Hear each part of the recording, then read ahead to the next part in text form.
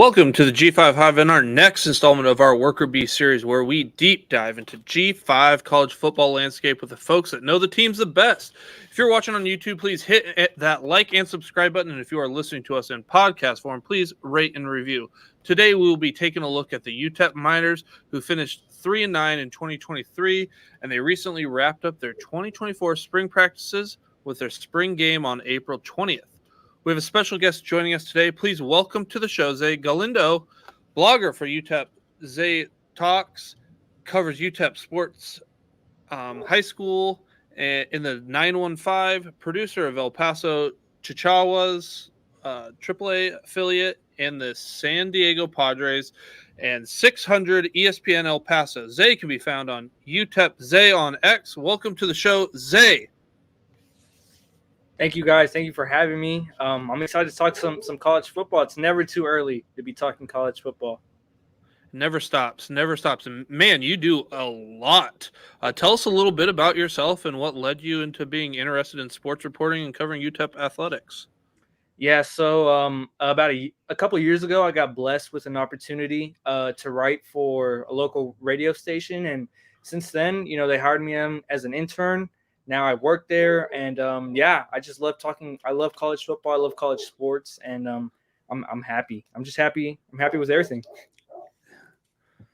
Awesome. Let's kind of move on to the UTEP Miners here. So they kind of had a disappointing season in 2023. Gone is head coach Dana DeMille. He served in that capacity since 2018. But you guys got a really exciting and dynamic young coach in Scotty Walden. He comes over from FCS Austin Peay, where he had been the head coach since 2020 and led his team to 2 league championships in the last 2 years. He's a super high energy guy. Like I think it was a basketball game where when he was shirtless, he's all painted up, man. Like super exciting, times I think for UTEP. What can you kind of tell us about him and what he brings to the UTEP Miners? Well, I mean, you explained him perfectly. He's full of energy. And if I'm being quite honest, at the beginning of the coaching search, I mean, that wasn't a name that I would have ever thought of. It really got hot late in the stretch. And, they ended up hiring him, and he's hit a home run so far with the fans, with everything. He's done as good as a job you can do before the season starts. And, that's saying something because it's tough. It's tough to recruit out in El Paso, but he's really proving that stigma wrong. So, yeah, he's full of energy. He's a young guy, and he's re-exciting this fan base. As typical as when one head coach leaves, another one is hired, and most of those assistants are new as well. And such is the case for offensive coordinator. Coach Walden hires Jake Brown, who is most recently the Louisiana Tech co-offensive coordinator and wide receivers coach, and the co-offensive coordinator Ryan Stanchek, who follows Coach Walden over from Austin Peay, where he served as their co-offensive coordinator and offensive line coach to lead this Miners offense. Can you describe what this new look UTEP offense is to our listeners, and maybe who might be the actual offensive coordinator? Yeah, so I think the actual offensive coordinator is Scotty Walden, right? He's going to be calling the plays. He said it. He said he wants full control of his offense, and he's going to be coaching the quarterbacks as well. But both Stanchek and Coach Brown, they're both really good. They're going to be really good recruiters. They're going to serve really good recruiters. They both bring extensive coaching backgrounds. Obviously, they have the Texas ties, the Scotty Walden ties, both things that work out in UTEP's favors. So I'm really excited. It's going to be a quick offense. They like to do things quick. We saw in the spring game. I mean, they're snapping the ball. I don't even know. It's so quick. It's such a contrast from the Dana DeMille era and his slower kind of slow pace offense. So it's going to be an exciting offense, and this offensive staff it's really nice. So let's get to the position kind of where it all starts on offense, and that is the quarterback. By all accounts, it was kind of a 2-person race for the starting job. You had returner Cade McConnell, who started some games in 2023 for UTEP, and then you have newcomer Skylar Locklear, who kind of followed the coaching staff over from Austin Peay, where he was a backup quarterback in 2023. How did they look this spring, and did a leader emerge from the competition? Well, I mean, the coaching staff will obviously tell you, hey, there's no leader, there's no nothing. We're not going to know until the day of the Nebraska game. But to me, watching that spring game, Cade McConnell was, I mean, he was the obvious leader. He led the offense down the field. He was much more aggressive. He led them the 2-minute drill for the win, a game-winning touchdown. I mean, I almost thought it was scripted the way how perfect it ended.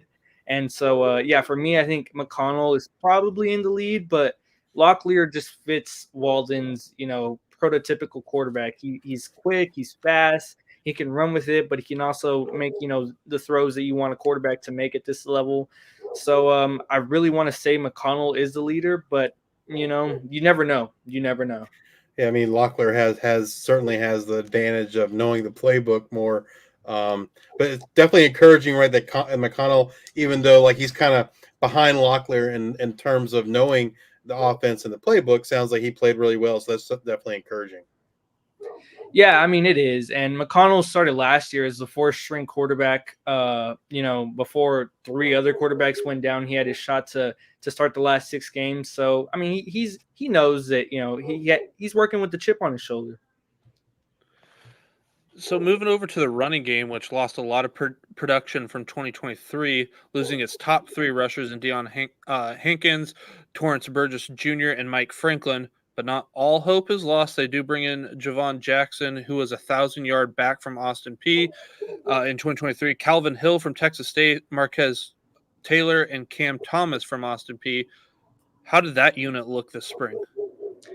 Well, if I'm being completely honest, I mean, I thought the running game was a little disappointed in the spring. And obviously, I'm not seeing everything. And obviously, offensive line concerns, run scheme concerns. Maybe I think that unit will get it going down the stretch. But, after Javon Jackson, he was taken out of the game due to an injury. It was a light injury, nothing to be, worried about. But, I'd say I'm a little, skeptical to see what they bring. They obviously have the minor back position. They play both running back, wide receiver, so that'll help too. But yeah, I was a little disappointed in the running back room, but it's really early and not something that I'm really completely worried about at this point. With the new coaching staff coming in and how that running back room looked this spring, how do you think those carries shake out for 2024? A committee approach? Are we going to have a workhorse? What do you think? Honestly, they say they like to give it to a lot of different backs, but I think it'll be a workhorse in Javon Jackson. I mean, he's the guy, right? He knows the playbook. He's about 5'7", but he's huge, man. I mean, he could take hits, he can deliver the hits, and he's quick. So I'd say running back 1 workhorse, but they did pick up a TCU transfer, Corey Wren. I think it was like a couple days ago. Yeah. So obviously a late spring pickup. Who knows? Do you anticipate if he is that running back 1, he's going to be able to replicate his success he had from 2023? Yeah, I do think so. I mean, obviously he knows the playbook, and he's just a really good back. He's a talented, smart back, and he had tons of Division I offers. He was a big time get for Walden and his staff, even though they were, they had him at Austin Peay. They still said they were surprised they got him. So I do think he can recreate that. And you talked a little bit about that minor back role. Cam Thomas is listed right now at that minor back spot, and at Austin Peay, his pass catching ability was utilized quite a bit in 2023. Can you tell us more about that role in its offense, and do you expect Cam's usage to be similar at UTEP that it was at Austin Peay?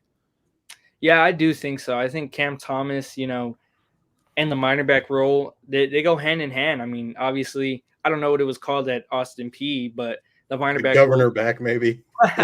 Yeah, probably the governor back.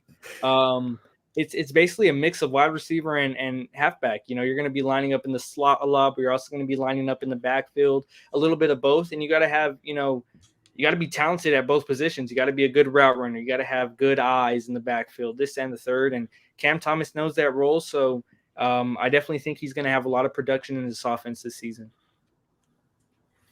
All right. Speaking of the passing game, they do take a hit at the wide receiver position, losing the top 4 pass catchers from 2023. And Kelly Akare, who moved on to Mississippi State, we just saw him I don't know if it was this past weekend or the weekend before, kind of doing his thing there for Mississippi State. Jeremiah Ballard is off to Tulsa, Tyron Smith to Cincinnati. But they do bring in the aforementioned Cam Thomas to kind of help in the passing game. But they also bring in Trey Goodman, Kenny Odom, and Ashton Nickelberry over from Austin P, and Jaden Smith from Eastern Kentucky. They also return Amari Witten, Marcus Bellin, and others. Kind of how did that wide receiver room look this spring? They looked a lot better than I thought they would. The returnees, they were a little disappointing. I think Amari White did a great job. He really stood out from the rest. But the rest of the returnees, I was a little disappointed in. But Jaden Smith, the guy from Eastern Kentucky, I mean, that guy is he's insane. He's insane. I think anytime McConnell would throw it in his direction, it was being caught. And this guy's not some 6'4", throw it up to him. He's not that type of receiver. He's 5'10". He's a short 5'10" guy, but he finds his way to the ball, and he's making moves in the open field. And this and the third, he's just really good. He's really good. So I was really surprised in that wide receiver room. I thought they were going to have to be a little bit more behind, but they're not. I think they're on the right path, and I do think that they can make some noise this season. What can you tell us about Trey Goodman? He kind of showed a lot of promise when he was at Austin P. And like my natural assumption is maybe he's kind of going to be the wide receiver one for UTEP. But what do you think? Yeah, I do think he'll be the wide receiver one. I mean, he's not only bringing a lot to you on the field, he's taking up like a leadership off the field, right? Leadership role. He's you see him at different events, different charity events, different this and the third. I mean, Trey Goodman, he just seems like a great guy, right? He's a good football player, and he's doing things off the field. He's one of those core pieces that, if Scotty Walden is successful here at UTEP, he's going to be talking about how Trey Goodman and guys like him laid the foundation down. Who else do you think might join Goodman in the starting role there for wide receiver? Yeah, I think Jaden Smith is going to be one of them. And that last spot, I mean, Kenny Odom or Amari White, I think that it'll be down to those two. Odom caught the game-winning touchdown. It was a tough catch. It was a great pass from McConnell, and White caught a touchdown in that game as well. So it's really down to those two, and I'd honestly give the edge to Kenny Odom at this point. So the tight ends weren't used a lot in the passing game at Austin P, but how do you see them fitting into this offense here at UTEP? Well, I'm not sure. Tight ends haven't been a big part of UTEP's scheme in the past either with Dana Dimmel. So, they did pick up Martavis Collins. He was, I think, committed to Auburn at one point. It was a big-time pickup for them. They really hyped him up. He's the second highest-rated recruit in UTEP history. So, he's a tight end. They want to get him involved this year. Same thing, Judah Izinwa, a returnee from last year. He's a bit on the shorter side for a tight end, but, I mean, this guy's fast. This guy's a quick, fast guy. He's a great tight end. He's a great blocking guy, too. So, I'm not sure how they're going to utilize the tight ends, but I'd assume they will in some way. When you talked about things being quick in terms of pace, were the routes kind of shorter that we might see the tight ends get usage close to that line of scrimmage type area, or are they kind of looking more at your outside guys and drag routes and slants and all that stuff? Yeah, I mean, the offense was moving so quickly. I'm not going to be able to give you like a great answer on this, but in my honest opinion, they weren't throwing the ball over the middle of the field at all, right? It was a lot of outside quick routes, this and the third. So I think the tight ends will be used a lot in different, blocking schemes and stuff like that. So I'm not sure if they'll be utilized a lot in the passing game, but I think they'll be, definitely out there, run game, quick passes, this and the third. The offensive line kind of took a hit this offseason too, losing all 5 starters from last year. What did the Miners do this offseason to kind of shore up that offensive line? Yeah, they picked up a couple of offensive line transfers from Austin P. 2 great guys. I think one, Brennan Smith. He really stood out to me this offseason.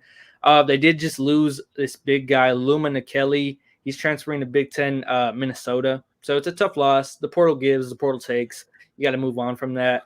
That was a big loss for them. But other than that, it's going to be tough. I think the offensive line is one of the biggest question marks. They looked all right in the spring game. I think McConnell's blue team, they really stood out to me. But that's in pass protection. In the run blocking game, it just didn't look great. It didn't look great.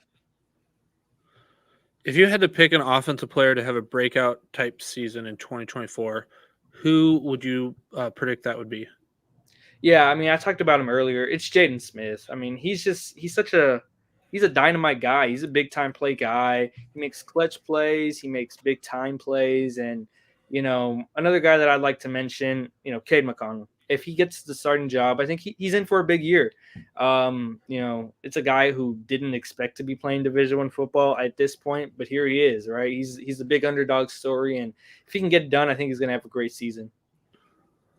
So moving over to the defensive side of the ball, and like the offense, there's a new leader for that group in defensive coordinator J.J. Clark, who followed Coach Walden over from Austin Peay, where he was most recently served as their defensive coordinator and safeties coach. What can you tell us about the type of defensive scheme that Coach Clark plans to run at UTEP?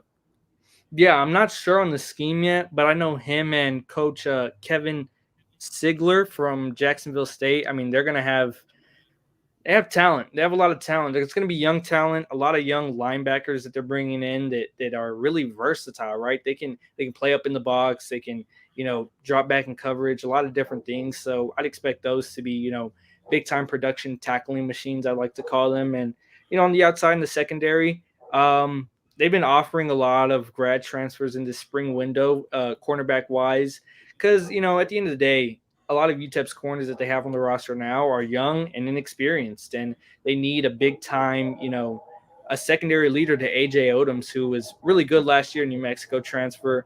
So, I'm not sure what kind of scheme they'll be using, but I'm really excited. I think that'll be the big selling point to fans this year is that defense. So talking about the defense and more specifically the defensive line, you guys lose Keenan Stewart, Praise Amawahule, Kanias Vaughn, Jalen Rudolph, but you do return Maurice Westmoreland, Katie Johnson, Tavita Tafuna, Logo Logovaya, and others. And you also bring in Quinvavius Warren coming over from Jacksonville State as well as Devin Garee from Missouri State. Kind of how did that group look this spring, and did anybody stand out on that defensive line? Yeah, I mean, honestly, Maurice Westmoreland, I didn't think he'd be coming back. He's just so good. He's so good. He reminds me a lot of, Kanias Vaughn, who transferred to Utah. He doesn't get a lot of pass rushing snaps, but when he does, he's making the most of them. And he played a really certain role that Dana Dimmel liked. It was kind of like a drop end role. He'd drop into coverage from that edge, but he's really, a 4-point stance guy. So, he was obviously the biggest guy to stand out. And Katie Johnson. I mean, Katie Johnson's really good. I don't understand why he didn't play more last year. I know they were kind of jammed up in the middle with a lot of playing time, but I mean, he's really good. He's really good. So I think all those returners on the defensive line are going to have big time roles this year, and I'm excited. The linebacking group loses the leader of its defense and leading tackler, Tyrese Knight, who's off to the NFL, but but they also lose their second leading tackler in James Neal to Texas State. They do bring in Trey Dunson from Gardner-Webb, Dylan Brown-Turner from Florida State, and Dorian Hopkins from Tulsa, as well as returners Kenny Bird, Jake Hall, and others. How did that linebacking group look in the spring? Yeah, Trey Dunson really stood out to me. I mean, a lot of these FCS guys have chips on their shoulder, and they play like it. They play like, hey, this is going to be my last down ever. And they're going out there, they're giving it his all. And Trey Dunson was one of those guys, even off the field. He's leading the team. He's doing stuff like that. So he stood out to me, and they looked great. They looked great, honestly. I didn't see a lot of Dylan Brown-Turner. Dorian Hopkins is obviously, that's kind of their big-time get. He's a grad transfer from Tulsa, had a lot of production there.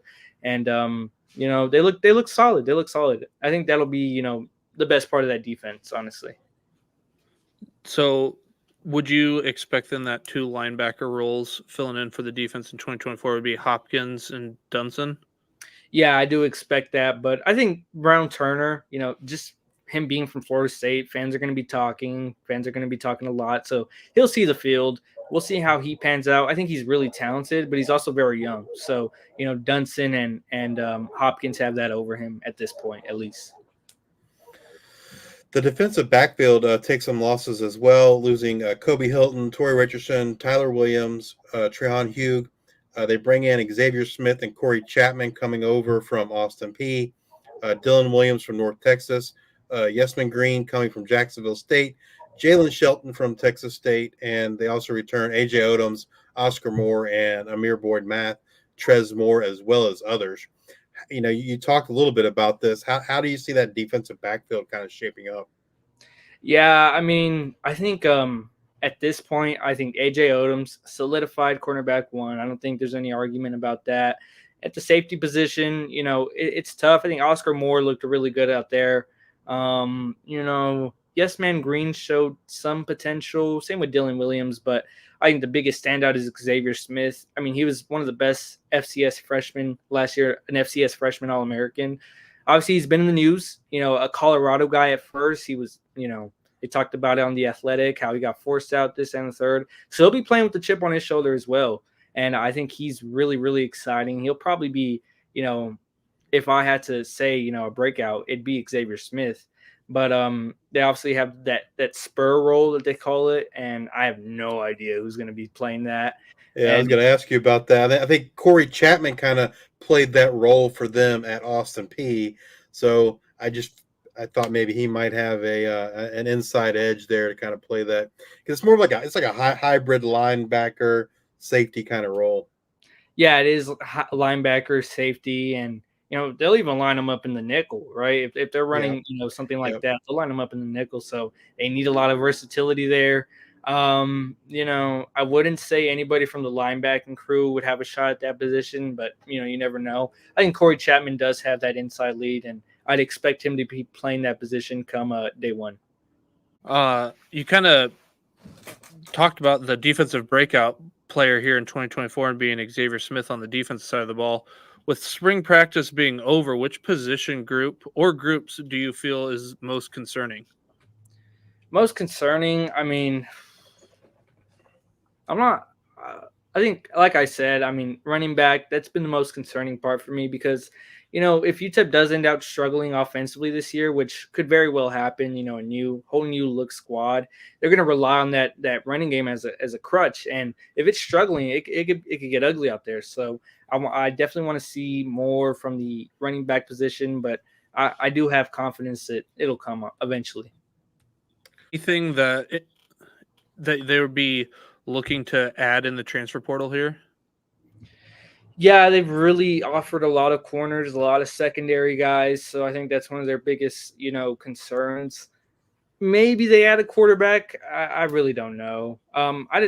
It's tough. It's tough because this coaching staff, they're really, they're not going to throw much at you. They're not going to give you a lot of hints about what's going on inside. So I do think cornerback is that big position they're going to be offering in the spring portal, but who knows? A quarterback could be on his way.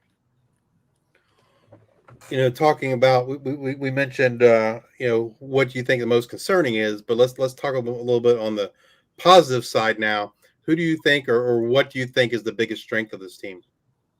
Yeah, the front seven easily. I think the linebackers looked really good. The defensive line has looked solid. And, that's where a lot of the returnees are on the defensive line. A lot of those big-time returnees that we saw play snaps last year, productive snaps on that squad. So guys like Tavita Tafuna, Maurice Westmoreland, those are my guys that I'm looking at. Hey, you got to make big-time steps up this year. When it comes to the recruitment of new players, and then now it's kind of retention of your current players, how has the NIL and transfer portal impacted UTEP? Well, it's obviously impacted them a lot. We saw, former Miner Jacob Cowing go off to Arizona, start out there. Now he's in the NFL, right? So obviously it's going to be tough for G5s to retain their players. But like I said, the portal gives and the portal takes. So you're going to get guys, Power 5 leftover guys, FCS transfer ups, stuff like that. So, UTEP's kind of right there, smack that in the middle. They're going to lose players, but they're going to get players transferring up as well. And NIL, they really didn't have an NIL last year. Scotty Walden came in, he's got it going. I think it's the Gold Mine Collective that has just been set up for that. And NIL is going to need to ramp up if UTEP fans want to see, a winning squad. It seems more and more the demands of the head coach, just continues to grow. Like I said, with NIL, with the transfer portal, recruiting, player retention, fundraising, all those sort of things. And it's almost like the head coach is really becoming more a general manager than a head coach, and maybe not so involved in the actual X's and O's. Kind of, what are you seeing there with Scotty Walden at UTEP? Is he kind of doing it all, or does he have other coaches to help him out? Yeah, I mean, we see this all over college football. The head coach, the general manager role, and I see it everywhere. I think I see it at UTEP too. And Scotty Walden has come in and he's created a lot of new positions here at UTEP. Right, you're having director of social media, director of Texas recruiting, this and the third, a lot to take off his plate. But that doesn't mean he's not doing stuff at all. Sure. Right off the field. He's doing a lot that we're not seeing and a lot that we are seeing. He's fundraising, recruiting, stuff like that. And I applaud him because it's tough to do all that. It's tough to do all that and then recruit a whole new roster on the side, right? And coach them up. And then you said also calling plays, kind of being his offense and doing all that on top of it. So that is a lot. What, the dust settles, 2024 is over, the season's done. What does success look like for you, the UTEP Miners here in 2024? A bowl win. I mean, the longest active streak of, not winning a bowl. They haven't won one since 1967. They've never won one out of El Paso. They've only won Sun Bowls. So a bowl win, that's all fans want. That's, Scotty Walden gets a bowl win in year one. I mean, they might build him a statue. That's all honesty here. I mean, it's unheard of. It's unheard of, and that's what success to me would be, is a bowl win. We've talked a lot, offense, defense, coaching changes. Is there anything that we haven't talked about that you'd like to share with us with this 2024 UTEP Miners football team? They're gonna have a tough schedule. It's a really tough schedule. They obviously open up at Nebraska. They play SEC Tennessee late in the season, which is going to be tough. So it's a tough schedule. I'm just excited. I'm excited to see some football, man. Well, thank you again, Zay, for sharing your time with us and your knowledge. If you're watching on YouTube, please hit that like and subscribe button. And if you're listening to us in podcast form, please rate and review on Spotify or Apple Podcasts. Thank you all for your support. And until next time, we are the G5 Hive.